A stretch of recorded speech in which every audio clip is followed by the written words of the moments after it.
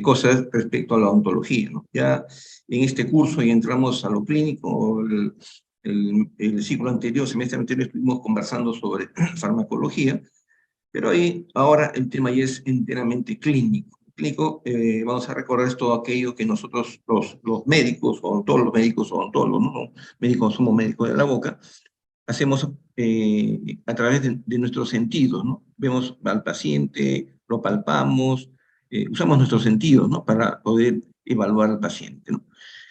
Y todo lo que registremos, tanto en la conversación, ¿no? Con la conversación, y también todo aquello que sea consecuencia del examen clínico, va a ser registrado en este documento médico-legal tan importante como es la historia clínica, ¿no?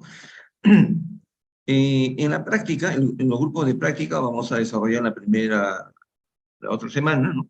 El tema del examen clínico estomatológico, que me parece muy importante, de lo valioso que yo pude rescatar de ustedes el semestre anterior, es que además de su enorme interés por entrar al mundo clínico, pues no habían tenido conocimiento de historia clínica y otras cosas más, ¿no? Entonces eso para mí ha sido muy valioso saber para poder hacer las clases en coordinación, ¿no? Con el doctor Mercedes Sotomayor, que está a cargo del otro grupo, ¿no? La historia clínica, ¿no? Esto es lo que vamos a hablar rápidamente el día de hoy, ¿no? Que los conceptos han ido cambiando, los conceptos de ética básicamente han ido cambiando. Ético es aquello que es normal, aquello que es la mayoría, es ético, ¿no? Ético viene de ethos, que significa costumbres, ¿no? Y la ética es, y la moral es el conjunto de costumbres que tiene un grupo de personas, ¿no? Es decir, la moral es lo que nosotros pensamos o hacemos todos los días, la mayoría, ¿no? Y la ética es una parte de la filosofía que se encarga de estudiar, ¿no? Se encarga de estudiar a la moral, ¿no? Y más bien la deontología es ese conjunto de normas, de códigos, que hacen que nosotros hagamos las cosas correctamente, ¿no? Que constantemente nos están diciendo, este es el camino correcto, ¿no? La ética no nos dice qué es lo correcto, ¿no? La ética nos dice eh, eh, qué es lo que a la mayoría le satisface, vive, lógicamente buscando el bien común, ¿no? La iatrogenia término que viene de la época griega. Iatros significa acto médico, genos, o gen significa origen, es decir, todo aquello que produzcamos en el paciente, o todo aquello que sea consecuencia, no es el concepto, todo aquello que sea consecuencia de un acto médico es una iatrogenia, ¿no? Concepto equivocado en la práctica cuando pensamos que la iatrogenia es hacer algo mal. Y de ahí la historia clínica es muy importante, porque nos va a permitir valorar si lo que hemos hecho es correcto o no es correcto, ¿no? La mala praxis, eso ya es otra cosa, ¿no? Quiere decir que existen normas y nosotros no hemos cumplido las normas, ¿no? Hay diferentes tipos de mala praxis, ¿no? No vamos a entrar en detalle. Hay por negligencia, por omisión, ¿no? Por una serie de razones, pero al final de cuentas, la mala praxis es realizar una acción equivocada dentro del marco de la ley, en este caso desde el punto de vista médico, aunque el concepto mala praxis es genérico. Luego vamos a hablar sobre lo que es la historia clínica general y también vamos a mencionar, ¿no? Los parámetros básicos de la historia clínica especializada, pero eso es más un tema clínico, un tema práctico, ¿no? Que lo vamos a desarrollar igualmente con el doctor Sotomayor durante la práctica. Entonces, los problemas... perdón, es esto. Vamos a pasar esto, este es para otra cosa. Ahí está. ¿Cuáles son las instituciones tutelares que regulan, ¿no? O norman o nos dan el marco dentro de la odontología, ¿no? Porque nuestra historia clínica tiene que ser validada o tiene que valer dentro de este sistema democrático, jurídico, qué sé yo, ¿no? Médico. Y por eso existen instituciones, ¿no? El Estado, ¿no? El Estado es la representación de la nación somos las personas, el Estado es el país organizado, ¿no? En representación de nosotros, lógicamente, se llama el Estado, ¿no? Y el gobierno es el conjunto de personas que dirigen al Estado, ¿no? Aclarando esos términos, el Estado, como no puede estar mirando qué hace cada uno de los 50.000 dentistas, los 80 o 90.000 médicos y los más de 150.000 ingenieros, o acaso también que están haciendo más del medio millón de profesores, educadores que hay en el Perú. Entonces, lo que hace es delegar algunas funciones a algunas instituciones, ¿no? Para que hagan su trabajo. En el caso del Colegio Ontológico del Perú, lo que hace es regular el ejercicio profesional desde el punto de vista ético. O sea, hacemos las cosas dentro de un marco de normalidad y lo hacemos sin hacer daño a las personas. Lo hacemos correctamente de acuerdo al Código de Ética y Deontología, ¿no? Más bien, si salud, un órgano crea una superintendencia nacional de salud creada en el año 2014, ¿no? Tiene más bien la función de defender los derechos del paciente, ¿no? Y se vale para ello de una serie de normas, cómo tienes que hacer la historia clínica, cómo tienes que elaborar el consentimiento informado, cómo tienes que elaborar la receta, etcétera, etcétera, etcétera. Todo está normado, ¿no? Hay normas del MINSA que todos tenemos la obligación de conocer y cumplir en la realidad. Y si no hacemos las cosas así, pues su salud nos puede llamar la atención o nos puede sancionar. Luego el INDECOPI también, ¿qué tiene que ver el INDECOPI con la medicina, con la odontología? El título que tenemos de profesionales de la salud nos otorga a nombre de la nación aquí en el Perú. Dice, título profesional a nombre de la nación para la doctora Chantal Fernal, ¿no? O el doctor Antonio Dolores, que están aquí en la clase.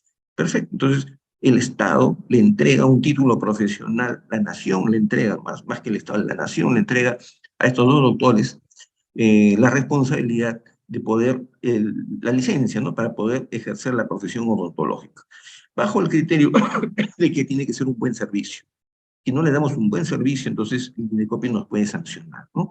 Y no es que le demos, ¿cómo se mide el servicio? Si el paciente viene para hacerse una extracción y le dejamos una raíz, es un mal servicio. Si le hacemos una reparación, no sé, una obturación con resina y se cae, entonces eso es un mal servicio, ¿no? No solamente mal servicio es tratar mal a la persona, ¿no? Es, ojo, por ahí va la cosa, ¿no? Y la otra parte ya es el Poder Judicial, que tiene un área que es penal, que envía a la cárcel a la persona, o que busca sancionar con cárcel o con multas o diferentes cosas a las personas que han cometido delitos, o la vía civil, ¿no? Que tiene que ver más bien con una retribución económica para quien ha cometido algún error o ha sucedido algo en el camino. Entonces tenemos las 4 instituciones que regulan el ejercicio de la odontología. Podría haber una más que sería pues la municipalidad, ¿no? Pero no más, ¿no? Esos son los principales órganos que rigen o regulan el ejercicio de la odontología en el Perú. Ahora, el día de hoy tenemos que saber cómo hacer diagnóstico, ¿no? Diagnóstico viene de dia, que significa distinguir, diferenciar, gnosis, conocimiento, ¿no? Gnóstico, o sea, gnosis, con geno, gnosis, conocimiento es distinguir entre varios tipos de conocimiento y llegar a un juicio, ¿no? A un resultado, ¿no? Ese juicio razonado o resultado se llama diagnóstico. Para ello nosotros nos valemos de determinadas herramientas, ¿no? Una de ellas, muy importante, el interrogatorio médico. No es que el paciente se siente y lo chequeamos, lo miramos, no. Primero, número uno, el interrogatorio médico. Tenemos que escuchar la opinión del paciente, saber por qué viene, en qué lo podemos ayudar, en qué lo podemos servir, cuál es la naturaleza o causa de su problema, por qué ha venido el día de hoy, cuáles son los antecedentes que él tiene, ¿no? Esto empezó hace un día, 2 días, una semana, tiene la familia el mismo problema. Es decir, todas esas cosas forman parte del interrogatorio que vamos a detallar minutos después, ¿no? Luego viene el examen clínico, ¿no? Que es la evaluación del paciente a través de los 5 sentidos, ¿no? Bueno, 4 serían porque ya no probamos las secreciones del paciente, como era en la época hipocrática. El médico en esa época estaba obligado a tomar las secreciones del paciente, probar las secreciones del paciente para conocer el origen de los humores, que era el concepto de enfermedad en aquel tiempo. Eso ya no existe, ¿no? Pero sí usamos el tacto para hacer palpación, percusión, punción, presión, perdón. Usamos el oído para hacer auscultación, usamos la vista para hacer observación y usamos el olfato para hacer olfacción, ¿no? O olfatación, dicen algunos en la traducción, ¿no? Pero no es que vamos a oler al paciente, lo que olemos es la secreción. Por ejemplo, hacemos una endodoncia y introducimos un instrumento dentro del diente. Ustedes van a llevar los próximos ciclos de endodoncia, lo que se llama una punta de papel, para ver si está mojado o no el conducto radicular. Retiran el papelito y ven, se lo pasan rápidamente por la nariz, y si hay un olor intenso, decimos, es una infección anaerobia, ¿no? Y si no hay olor o no es significativo, decimos, es una infección aerobia, ¿no? Igual clínicamente, si el paciente viene con un absceso y la cara está dura como una piedra, está cartonado, eso se llama flemón, ¿no? Se llama flemón, y el flemón es característico, una característica clínica de las infecciones anaerobias, ¿no? Entonces, cuando hay pus en una infección anaerobia, es horrible, todo el ambiente se inunda del olor fétido, decimos, esta es una infección anaerobia, ¿no? Entonces, no es que lo olemos al paciente desde que entra hasta que se va, ¿no? Sino que son algunas situaciones muy puntuales. Después, una vez que hemos hecho el examen clínico, y llegamos a una conclusión, ¿no? Una intuición, un razonamiento, decimos, esto me parece que es esta enfermedad. ¿Será verdad? ¿Será suficiente con el examen clínico y haber hecho el interrogatorio? ¿Necesito de repente más herramientas para llegar a una conclusión definitiva? Entonces, en ese momento lo que he realizado es un diagnóstico presuntivo, un diagnóstico inicial, porque ya tengo algunos elementos de juicio, ¿no? Ya evalué al paciente y ya lo interrogué. Y es suficiente, este diagnóstico presuntivo es a la vez un diagnóstico definitivo. Pero muchas veces sucede que no es suficiente con el examen clínico y el interrogatorio. Tengo que enviar al paciente a que le tomen una radiografía, una tomografía, hacerle modelos de estudio, tengo que indicarle un análisis de laboratorio, qué sé yo. Todo eso forma parte de los exámenes auxiliares o exámenes complementarios. Y una vez que el paciente retorna con esa evaluación que le hemos indicado, compararemos, contrastaremos lo que encontramos en el examen clínico con los hallazgos que vienen de los exámenes auxiliares. En ese momento lo que hago es comparar mi diagnóstico presuntivo con los resultados y digo, estoy haciendo diagnóstico diferencial. ¿No? Es el segundo tipo de diagnóstico, diagnóstico diferencial. Finalmente llego a una conclusión, salió el resultado final, y eso se llama diagnóstico definitivo, ¿no? Entonces, el diagnóstico presuntivo es el que obtenemos después de haber realizado el examen clínico. El diagnóstico diferencial, cuando comparamos nuestro diagnóstico presuntivo con los hallazgos de los exámenes auxiliares, y la conclusión de todo esto es el diagnóstico definitivo, ¿no? Pero hay situaciones, como dije hace unos minutos, en las que el examen clínico y el interrogatorio son suficientes para llegar a un diagnóstico definitivo, ¿no? Esas más o menos son las herramientas que nosotros utilizamos. ¿Y dónde lo registramos? En la historia clínica, ¿no? Entonces, hacer la historia clínica no es evaluar al paciente, es llenar el documento médico-legal llamado historia clínica. El papel, el papel vacío es un formato. El papel con los registros del examen clínico médico interrogatorio, eso se llama historia clínica. Es decir, la historia clínica es la forma escrita que resume el interrogatorio médico, el examen clínico y todos los exámenes auxiliares que hayamos podido considerar para ese paciente, ¿no? Por eso es tan importante la historia clínica. ¿Y qué otros documentos médicos legales existen, ¿no? Aquí he puesto algunos de los más, utilizados, ¿no? La historia clínica, la receta médica, la hoja de interconsulta, la hoja de transferencia, que es otra cosa. Interconsulta quiere decir que yo pido opinión a un médico o a otro dentista especializado para que me ayude a concluir con mi diagnóstico, ¿no? O de pronto me doy cuenta que ya el paciente escapa de mis manos, yo no tengo el conocimiento o la experiencia suficiente, lo derivo, pero digo, váyase entonces al hospital para que lo atienda. No, elaboro un documento médico legal llamado transferencia, ¿no? Hoja de transferencia, que puede hacerse también escrito en un recetario, ¿no? Pero el documento tiene otro nombre. Luego tenemos el famoso consentimiento informado, que no es más que el aviso, ¿no? La información que recibe el paciente acerca de su diagnóstico y el diagnóstico, lo que le vamos a hacer si es que hacemos una intervención, no necesariamente quirúrgica. Y finalmente, cuáles son las posibles complicaciones o implicancias que puede tener el hacer el tratamiento o dejar de hacerlo, ¿no? Por eso es que el consentimiento informado ahora en el Perú es un documento médico legal obligatorio. Todos son obligatorios. Todos los que están aquí son obligatorios, ¿no? El consentimiento informado, entonces, le informa al paciente, le comunica al paciente sobre los riesgos que va a sufrir o va a tener si hacemos un tal tipo de tratamiento. Y si acaso él no acepta el tratamiento, no cumple las indicaciones, también estarán ahí para que él sepa realmente lo que tiene, lo que puede suceder, si hace o deja de hacer lo que le estamos indicando, ¿no? El pronóstico sí no va en ninguna parte, ¿no? El pronóstico es otra cosa. El reporte quirúrgico es otro documento médico legal. En el reporte quirúrgico queda registrado todo aquello que tiene que ver con la operación, ¿no? El curso de cirugía bucal, ¿no? Que es el nombre histórico que lleva esta asignatura, la han quitado, digamos, le han cambiado un poco de nombre, la han maquillado con un nombre nuevo que se llama anestesia, ¿no? Estomatológica. En realidad el concepto es muy simple. Todo tratamiento, ojo, todo tratamiento que sirve para tratar a un paciente, para darle solución al paciente, sea en forma parcial o total, si este tratamiento atraviesa la piel o la mucosa del paciente, es decir, lo perfora, lo penetra en algún sitio, esa es cirugía. y si acaso nosotros le hacemos un tratamiento, pero ese tratamiento no pasa por atravesar la piel y la mucosa, o sea, penetrarla, ¿no?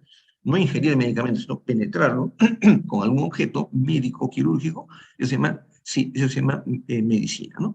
Volviendo a repetir, cuando atravesamos la piel y mucosa o la mucosa para hacer un tratamiento o diagnóstico, un procedimiento de diagnóstico, se llama cirugía.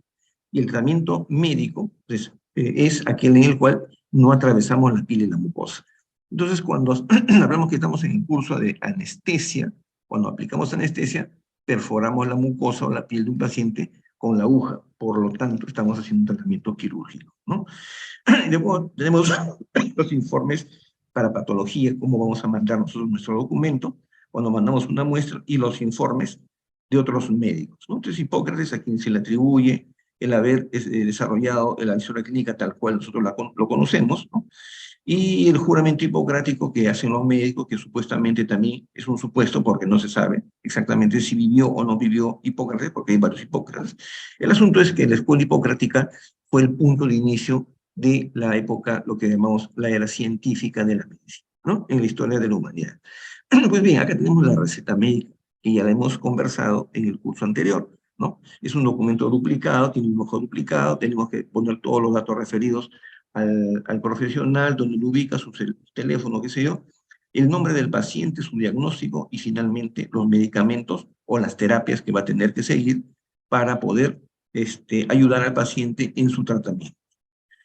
Luego tenemos la hoja de interconsulta que puede tener diferentes características. Puede ser también nuestro recetario, donde colocamos los datos de filiación del paciente o con los datos de filiación del paciente, su diagnóstico, el procedimiento que vamos a hacer y qué información queremos que el médico o el otro especialista nos brinde acerca del tratamiento que va a hacer. Yo voy a hacer una extracción dental y le digo, quiero la información, dice nombre, Juan Pérez, sus datos personales, procedimiento a realizar, extracción dental, bajo anestesia local, ¿no? Con lidocaína al 2%, y luego le indico cuál es su diagnóstico, ¿no? Es decir, abscesos dentales. ¿Y qué cosa pido? Lo que pido o lo que solicito es que me informe acerca de los cuidados que tengo que tener en ese paciente antes de su intervención. Y le mando la información, en este caso al cardiólogo, ¿no? Eso es una interconsulta. O le pido a un médico, le digo, oye, igual, con el mismo contenido, quiero un informe o una opinión acerca de este diente que no está erupcionando. Quiero que me digas, si tú como ortodoncista necesitas que, no sé, que le extraiga el diente, que lo traccione, no sé, y ya me responderá, y eso es la interconsulta, ¿no? Después tenemos el consentimiento informado. Todos estos documentos los vamos a ver en detalle en la práctica, ¿no? Porque es en teoría, a veces se pierde la teoría. Tenemos que informar, hay una primera parte donde están registrados los datos del paciente, una segunda parte donde el paciente se le informa sobre su diagnóstico, lo que se le va a hacer y con qué tipo de anestesia, y finalmente la tercera parte, cuáles son las complicaciones potenciales que pudieran ocurrir como consecuencia de ese tratamiento, ¿no? Puede ser médico o quirúrgico, todos deben firmar el consentimiento informado antes de iniciar un tratamiento. Después el reporte quirúrgico, también lo vamos a hacer en la práctica, es el documento donde se registra únicamente, solamente, el tratamiento quirúrgico puntual, ¿no? El día que hacemos la extracción, el día que hacemos la cirugía, ¿no? Tenemos que hacer un reporte quirúrgico y en la parte central donde dice procedimiento es lo más importante, donde va descrito paso a paso cada una de las cosas que hemos hecho con el paciente o en el paciente durante el acto quirúrgico. Nada más que ese acto quirúrgico, no registra nada más, por eso se llama reporte quirúrgico. El reporte quirúrgico empieza a registrar desde la anestesia, porque ahí empieza la cirugía, hasta colocar el último punto de sutura, porque ahí termina la cirugía, ¿no? Ya la medicación postoperatoria ya no es parte de la cirugía, ya los exámenes auxiliares ya no son parte de la cirugía, ese documento registra solamente todo aquello que ha ocurrido durante la intervención quirúrgica. Después tenemos otro documento que no está registrado acá, es el de la izquierda, es el informe que yo envío, o que ustedes van a enviar al patólogo, porque han tomado una muestra o han retirado un tumor, han retirado una lesión y lo van a mandar al patólogo. Tienen que darle una información de qué cosa le están dando, ¿no? Qué muestra le están enviando. Bueno, primero los datos del paciente, segundo, qué cosa le están mandando, una muestra de tejido duro, tejido blando, de piel, de mucosa, de qué parte, qué sé yo, de qué tamaño. Y después los antecedentes, un resumen muy breve de la historia clínica, lo más sustantivo que tiene buena relación con lo que estamos biopsiando o lo que estamos, la muestra que hemos retirado. Y finalmente, qué cosa es lo que nosotros pensamos, sospechamos que es el diagnóstico, ¿no? Le pongo uno, dos o hasta tres diagnósticos presuntivos y se supone que si yo soy un buen médico, odontólogo, soy un buen profesional, el resultado final debería estar, una de las posibilidades debería ser lo que yo le he mandado, ¿no? Salvo que es una patología un poco rara. Y a la derecha, dos informes de anatomía patológica de dos pacientes diferentes, ¿no? Como usted con logo verde, puede ser el encabezado de cualquier patólogo. Lo importante es que aquí vuelven a describir qué cosa le mandamos, cómo han encontrado macroscópicamente el tejido, qué cosa han encontrado, qué hallazgo hay microscópico y al final el diagnóstico del profesional y su firma y su rúbrica. Ese es también un documento médico legal, ¿no? Hace pocos días hice la biopsia de un cáncer, de un paciente con cáncer, y me pide, y les envié pues el informe de patología que le hice a ese paciente, ¿no? Entonces, el examen anatoma patología, lo visto es exactamente eso.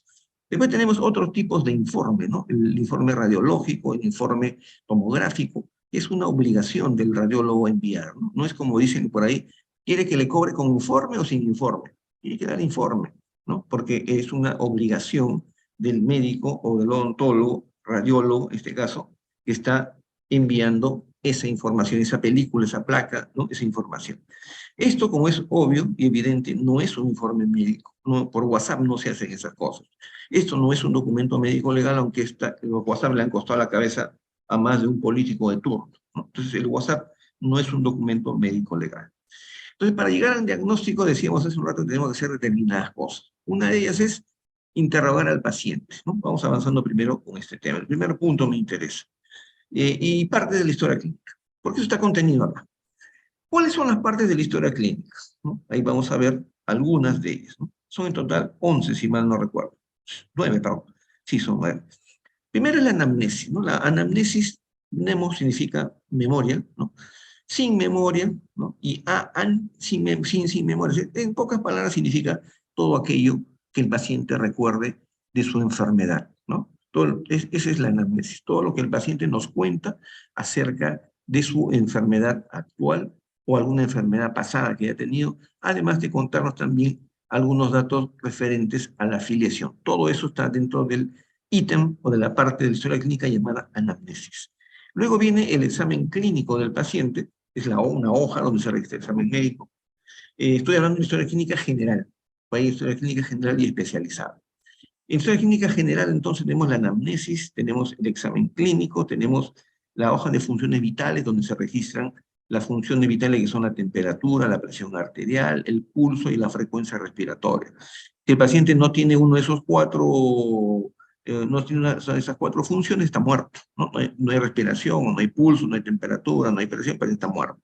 Entonces, las funciones vitales son eso, registran o sirven para evaluar, perdón, al paciente en sus funciones básicas, ¿no? Las otras son funciones biológicas, ¿no? Que se pone más adelante. Luego tenemos la parte de interconsultas, porque toda historia clínica tiene un orden, ¿no? Y en la interconsulta no puede estar al final, tiene que estar en este punto. Después hay una parte donde se registra la evolución del paciente que se llama la hoja de evolución médica. Cuando digo médico me refiero a todos los profesionales médicos o de la salud, ¿no? Incluyendo al odontólogo, al farmacéutico, bueno, al odontólogo, al, al médico cirujano y el médico veterinario, ¿no? Y también por extensión al psicólogo. Somos los únicos que llenamos historia clínica. Después hay una parte, ¿no?, que se llama la hoja de terapéutico tratamiento. Es decir, en la hoja de evolución, en la anterior, solo se registra lo que tiene el paciente, lo que siente, cómo está, si mejoró, no mejoró. Pero en la hoja de terapéutica tenemos que colocar la relación de medicamentos que el paciente va a tener que tomar o alguna indicación específica, ¿no?, como tomarle la presión, ordenar que le registren las funciones vitales o algo similar, para saber exactamente si el paciente está, para que el paciente vaya evolucionando, para que el paciente vaya siendo tratado correctamente. Luego, si hubo cirugía, habrá un reporte quirúrgico, ya lo mencioné anteriormente. Después, en la historia clínica general también hay una hoja de enfermería, eso lo hace exclusivamente la enfermera. La hoja de funciones vitales, o sea, la hoja gráfica y la hoja de enfermería, las hace solamente, es responsable la enfermera. Y ahí la enfermera anota, registra si cumplió o no cumplió con las indicaciones del médico en el paciente hospitalizado, ¿no? Por eso se entiende que la historia clínica general no es exclusivamente para el hospitalizado, sino para el hospitalizado y para el ambulatorio.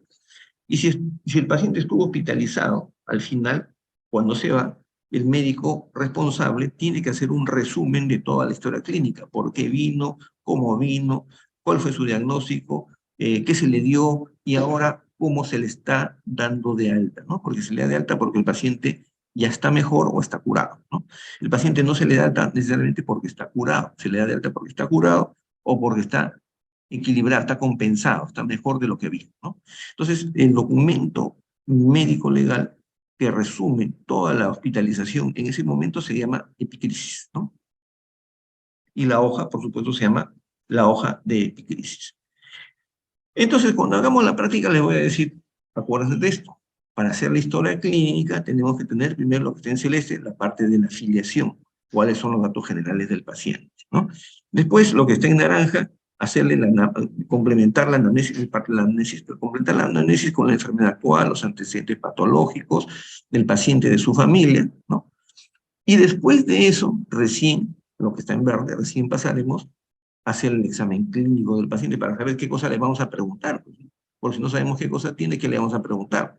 No vamos a estar media hora hablando hacer un diálogo de sordos y no vamos a llegar a ningún.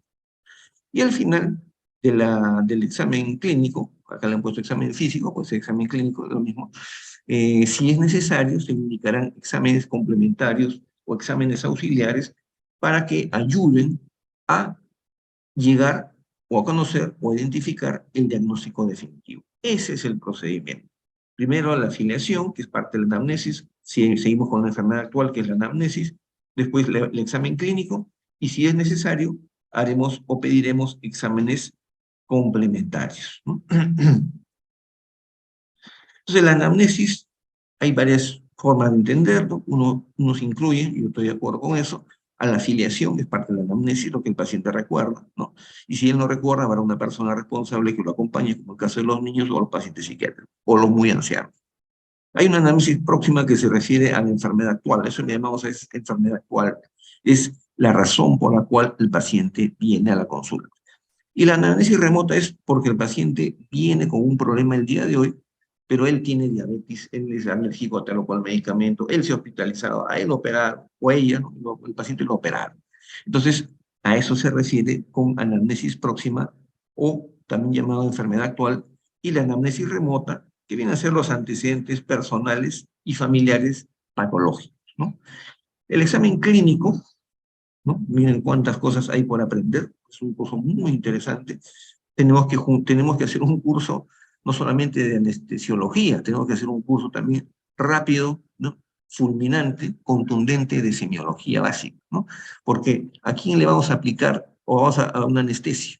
¿A cualquier persona? No, tenemos que saber sus antecedentes, tenemos que hacer el examen clínico. Si no no sabemos semiología, no podemos describir lo que estamos viendo, ¿eh? Por eso es importante. Y las partes de las cuales está compuesta la historia clínica, el examen clínico es esto. Esto es universal, esto es a nivel mundial. Las normas del Ministerio de Salud dicen, la hoja de examen clínico debe contener estas partes que están acá. Y no lo ha inventado el Ministerio de Salud. Son datos históricos que forman parte de la historia clínica aquí y en cualquier lugar del mundo. La sigla LOTEP significa lúcido, orientado en tiempo, espacio y persona. El paciente está consciente de la realidad, ¿no? Está ABG en aparente buen estado general, es el aspecto de lo que nos da la percepción de nuestros ojos, lo que conversamos con él. Aparentemente, dice aparente buen estado nutricional y aparente buen estado de higiene, ¿no? Son datos que tenemos que consignar en la historia. En la historia clínica no podemos poner normal, normal, normal, normal, no, eso no, porque está normal para que viene a hospitalizarse. Tenemos que describir lo que vemos en el paciente, así sea normal, ¿no? Luego medimos las funciones vitales, he dicho cuáles son. Piel y fanera todo el recubrimiento corporal, ¿no? Todo lo que recubre el aspecto general, ¿no? Tenemos que ver la piel, tenemos que ver el color de la piel, la textura de la piel, el color del cabello, todas las pilosidades, las pestañas, las cejas, tenemos que ver la glándula sebácea, la glándula sudorípara, cómo están, ¿no? En un aspecto general, y ver si hay algún tipo de lesión superficial, que todo ello lo vamos a registrar en la historia clínica. O sea, es decir, ponemos aspecto general, 2 puntos, esto. Doctor, pero no está bien su aspecto general. Ah, no estará en aparente regular estado general. No, doctor, ha venido hasta las últimas. Está en aparente mal estado general. ¿Está? Eso es el uso de las siglas que usamos con frecuencia durante muchas décadas en la medicina. Después tenemos el examen regional de algunos aparatos y órganos específicos. Se refiere a que tendríamos que evaluar nosotros el aparato respiratorio, tenemos que aprender a utilizar el estetoscopio, ¿no? No es el curso, desafortunadamente, no, esto vamos a conocerlo en teoría. Hacer la inspección ¿cómo se llama?, de los órganos que se encuentran dentro del tórax y dentro del abdomen en general. Y después, nosotros, como odontólogos, tenemos que hacer un detallado examen de la cabeza del paciente, ¿no? El cráneo y la cara, ¿no? Tenemos que hacer un examen detallado del cuello del paciente, conocer al dedillo la cadena ganglionar linfática del cuello. Y finalmente, al último, le abriremos la boca y veremos lo que hay dentro de la boca, ¿no? Aunque el aparato estomagnático incluye otras cosas más también, ¿no? ¿Qué incluye o qué comprende el examen clínico de la estomatológico, ¿no? O estomatognático, como quieran llamar, ¿no? Primero, de afuera hacia adentro, el aspecto general, la cabeza, igual algo parecido a lo anterior. Cómo está el cuello, igual con mucho detalle, evaluar la cadena ganglionar cervical, cervicofacial.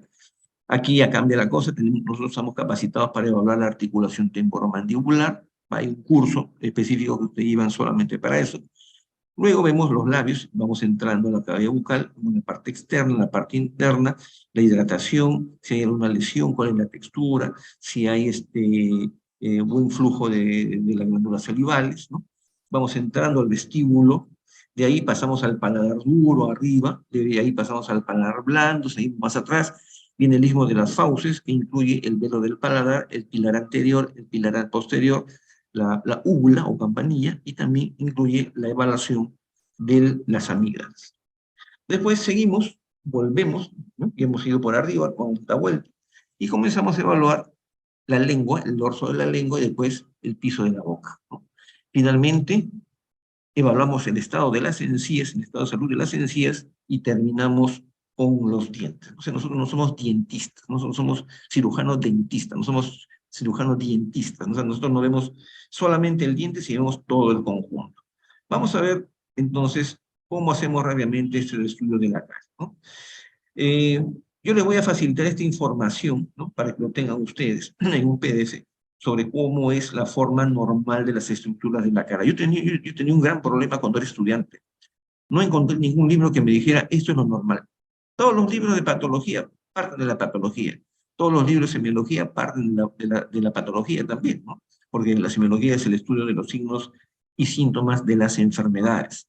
Entonces, yo les voy a brindar esta información de qué cosa es, cómo se ve una cara normal, cómo se ve un cuello normal. Les voy a pasar también, les voy a compartir un video sobre cómo hacer la evaluación clínica de la cadena ganglionar, ¿no? Yo sé que no les han enseñado, se lo voy a explicar, esa es ya mi responsabilidad. Y así también vamos viendo cada una de las partes de los labios, por ejemplo, cómo es que se ve, cuál es el aspecto normal, el vestíbulo, qué tenemos que evaluar en el vestíbulo, en el paladar duro, tenemos que evaluar cuál es la forma normal, cuál es el aspecto normal, ¿no? Porque para conocer lo patológico, primero tenemos que saber qué cosa es lo normal, ¿no? Igual, en la zona retromolar, en los pilares, o sea, el mismo de las fauces, que vamos a encontrar como normal, eso también lo voy a pasar en el PDF. Seguimos con el examen clínico estomatológico, cómo vemos la lengua, ¿no? Les voy a, vamos a hacer una clase, casi una media clase, a hablar solamente de la lengua es el espejo del alma, como decía Hipócrates. Y finalmente vamos a terminar evaluando las encías y los dientes. Hay un curso de periodoncia, ¿no?, donde van a hablar solamente sobre las encías y todo el ligamento, el sistema de soporte de los dientes, ¿no? Y hay muchos cursos en la currícula de ustedes en donde van a ver los dientes en forma natural y cómo rehabilitarlos, cómo curarlos de las enfermedades que el paciente presenta, ¿no? Teniendo una idea clara, ¿no?, de qué cosa es la historia clínica, cuáles son las partes de la historia clínica general, cuáles son las partes de la historia clínica especializada, ¿no?, porque el examen clínico estomatológico es un lugar, una zona especializada del cuerpo, nos asalta la pregunta que yo me hacía cuando era estudiante como ustedes. Doctor, ¿y cuándo voy a empezar el tratamiento? Yo quiero ponerme anestesia, ¿cierto? Yo vengo a aprender anestesia, yo no vengo que usted me hable de semiología. Yo quiero meter la mano, yo quiero saber cómo se anestesia, qué se siente. Entonces, ¿cuándo empieza el tratamiento del paciente? Una vez que hemos hecho el examen clínico, ¿no? Con la anamnesis incluida, hemos evaluado al paciente y hemos hecho un diagnóstico presuntivo, hemos realizado, si es que es necesario, ¿no? O a veces no es necesario, hacer una interconsulta o pedir un examen auxiliar. Debo contrastar esa información con lo que he encontrado en el paciente y lo que el paciente me comunicó, sí, me comunicó, me informó en el interrogatorio, ¿no? Y eso lo contrasto, hago diagnóstico diferencial con los hallazgos que encontré en mi examen clínico. Y luego finalmente voy a llegar a un diagnóstico definitivo. Es decir, no es que yo agarro mi radiografía, este es mi celular, ¿no? Imagínense que sea una radiografía. Doctor, tengo esta radiografía, ayúdeme a hacer el diagnóstico. La radiografía no habla, ¿no? La radiografía hay que leerla, hay que estudiarla, hay que interpretarla, ¿no? Entonces no se trata de que la radiografía no va a decir lo que tiene el paciente. En algunos casos sí, ¿no? Pero generalmente nosotros buscamos específicamente una zona de la panorámica o de la tomografía. Hay una metodología también para hacerlo. Eso lo harán en el curso de radiología. ¿Cuál es el protocolo para estudiar o evaluar una radiografía periepical, siendo tan pequeña? Hay un orden. ¿Cómo hago, cuál es el protocolo para la panorámica, cuál es el protocolo para la tomografía y cada examen auxiliar o imagenológico que le tome al paciente, ¿no? Y finalmente, una vez que ya llegué a mi diagnóstico definitivo, digo, el paciente necesita hacerse una extracción, necesita hacerse una operación dental, un raspaje radicular, y el raspaje es profundo porque el paciente se ha descuidado. Tengo que introducir mi instrumento profundamente en el surcus gingival alrededor del diente. Eso le va a doler al paciente. Tengo que ponerle anestesia, ¿eh? Ahí recién empieza la técnica. Porque yo les puedo enseñar a poner anestesia en media hora, ¿no? Pero sería empírico. Lo que tienen que hacer ustedes es conocer científicamente el procedimiento, que no es muy largo, yo sé de paso, ¿no? Pero es necesario que lo conozcan antes de iniciar el tratamiento, en este caso, antes de colocar la anestesia. De todos los exámenes, imagínense que estamos viajando en un avión, de todas las partes son importantes, ¿no? Todos son importantes, pero la parte central es el motor, ¿no? Y el motor está representado por el examen clínico. Entonces, el examen clínico es fundamental. Si no sabemos hacer examen clínico, estamos muertos, ¿no? O el paciente, el paciente correrá, la vida del paciente correrá riesgo, ¿no? ¿Por qué? Porque no estamos utilizando las herramientas adecuadas para llegar a esta conclusión, ¿no? Porque no es en estos tiempos que yo vea, doctor, ya le tomé tomografía al paciente. No, pues. ¿Y qué dice tu examen clínico? ¿Cómo has hecho el interrogatorio? ¿Qué información es la que tiene? De repente el paciente vino desesperado, ¿no? Vino desesperado y te ha contado cualquier cosa. Entonces, el interrogatorio también tiene una técnica. Hay varias técnicas. Yo le he explicado solamente una de ellas, la que a mí me ha dado resultado, ¿no? Yo no sé cómo serán las demás. Y al paciente literalmente hay que jalarle la lengua, ¿no? Jalarle la lengua significa obtener la información adecuada para el paciente. Entonces, nosotros tenemos que tener en cuenta que para el interrogatorio médico hay un paciente que viene con una carga emocional y es natural, va a tratar de contarnos lo que a él le parece importante y no lo que necesariamente siempre es importante. Por eso es que nosotros tenemos que tener experiencia para evaluar al paciente. No lo vamos a sentar en una silla, le vamos a poner una luz, lo vamos a amarrar, a ver, hable, le vamos a ponerle, ¿cómo se llama? Vamos a hacer la prueba de la verdad, la prueba ¿cómo se llama? La prueba lapicero, ¿no?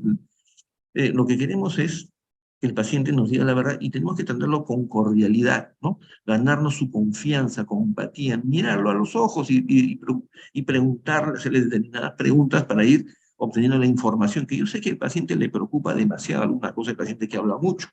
Lo que hay que extraer es la parte sustantiva, lo más importante que el paciente tenga que decir ¿cómo se llama? Para llegar a un diagnóstico y solucionar su problema. Entonces tiene que haber una comunicación de dos lados. Entonces el paciente, como dice abajo, un profesional perdón, experimentado, mira al paciente directamente a los ojos y le va preguntando cosas para que el paciente no vaya evadiendo la respuesta, sino nos comente lo que nosotros le estamos preguntando. Nosotros tenemos que dirigir el interrogatorio. No es que el paciente te cuente y él es el único que habla. No, también que hable, hay que dejarlo que hable. Pero hay que orientar el interrogatorio. Eso se llama una entrevista semiestructurada, donde tenemos algunas preguntas que siempre tenemos que hacerle para obtener la información importante, ¿no? Y el paciente nos va a contar cuáles son sus temores, sus dudas, porque de eso va a depender también su salud general, lo que hagamos nosotros después, ¿no? Entonces acá les pongo las 5 preguntas que a mí me parecen fundamentales. Hay otras preguntas, lógicamente, ¿no? Yo cuando estudiaba en la universidad me hacían, me acuerdo en el curso de medicina 2, un cuestionario de 100 preguntas. O sea, tienes que hacerle la entrevista al paciente. Y cuando llegaba al curso de clínica, me pasaba las 2 horas, ¿no? Terminaba la clase y todavía no terminaba, no llegan de la pregunta 40. Porque son cosas ilógicas, ¿no? O sea, no puede uno seguir ¿cómo se llama? Una rutina muy larga, uno tiene que hacer la cosa lo más sencillo posible. Entonces, lo que le estoy compartiendo ahora es lo que a mí me da resultado, ¿no? Viene el paciente, yo con cordialidad, y si es posible con una sonrisa, le digo, lo miro a los ojos, muy buenos días, muy buenas tardes, ¿en qué lo puedo ayudar? ¿No? Porque si le digo, ¿cuál es su problema? Y el paciente le estoy cargando, le estoy aumentando la carga, no sé, quiere decir, él tiene un problema, ya viene preocupado y encima el doctor le dice, ¿cuál es tu problema? No, no, no, ¿en qué lo puedo ayudar? ¿En qué lo puedo servir? ¿De qué manera lo podemos atender el día de hoy? Ah, doctor, y comienza a contar. Y comienza a divagar, y le entrecortamos o le cambiamos la tónica. ¿Y cómo empezó el problema? Este problema que usted tiene, ¿cómo empezó? ¿Se acuerda? Le dolía, y el paciente comienza a hablar nuevamente. De pronto le preguntamos, y nos cuentan, ¿no? Y he tomado un medicamento, me han dicho tal, he ido acá, he ido allá. Y después que le han hecho esos tratamientos, ¿usted cómo se ha sentido? ¿Mejor? ¿Se ha sentido peor? ¿No? El paciente sigue hablando, ¿y qué medicamentos ha recibido? ¿Qué tratamientos le han dado anteriormente? ¿En otro consultorio, en otro doctor, o no le han dado ningún tratamiento? ¿O es la primera vez que viene acá? ¿No? Y finalmente, la pregunta del año, ¿no? La pregunta del año es, ¿y cómo se siente en este instante? ¿No? Porque el paciente dice, desde el principio, y la historia, le comienza a contar la historia desde cuando está en el colegio, ¿no? El paciente tiene 50 años y le comienza, no, es que yo me acuerdo que un día me caí, señor, ¿cómo empezó su problema? Ah, sí, doctor, disculpe. Y comienza a contar. ¿Y cómo ha venido evolucionando? ¿Está mejor? ¿Y qué medicamento le han dado? ¿Qué terapia le han dado? Ah, y en este momento, ahora, ¿cómo se siente? Entonces ya estamos orientando la conversación, ¿no? Hacia algo, hacia la obtención de información valiosa para nosotros y también para el paciente, ¿no? Y para ello, nosotros en cirugía, y que estamos en un curso de cirugía, tenemos que tener en cuenta algunas herramientas, ¿no? Y aquí con esto vamos a cerrar, ¿no? Esto es algo que a mí me ha dado resultado, ¿no? Yo siempre le digo a los doctores, ¿no? En posgrado. Usualmente sucede que cuando algo te sale mal, lo primero que haces es averiguar por qué parte te falló. Eso es normal, eso está muy bien. Pero cuando las cosas nos salen bien, ojo, cuando nos salen bien, no nos proponemos a preguntar por qué me salió bien, simplemente lo disfruto. Y eso para un profesional de la salud no es correcto, ¿ya? Entonces lo que tenemos que hacer es tener en cuenta estos 5 elementos, ¿no? Que son importantes. Primero el diagnóstico. El diagnóstico es importante antes de la cirugía, antes de meter mano al paciente. Tenemos que saber antes de tocar al paciente cuáles son las implicancias médico-legales. Ya les expliqué a grosso modo quiénes son las instituciones tutelares, ¿no? Y qué podría pasar eventualmente si algo no saliera bien. Tenemos que ir a hacer el tratamiento exitoso, es lo que todos queremos. Queremos la sangre, queremos anestesiar. En este caso, yo los felicito, ese es el objetivo, ¿no? Pero tenemos que también nosotros ver si es que existe el riesgo de complicaciones y cómo las vamos a manejar, ¿no? Entonces, teniendo un conocimiento pleno de todo ello, le ofrecemos al paciente un tratamiento en base a su diagnóstico y no tratamos, sino que hacemos lo necesario para lograr el éxito en el tratamiento de ese paciente.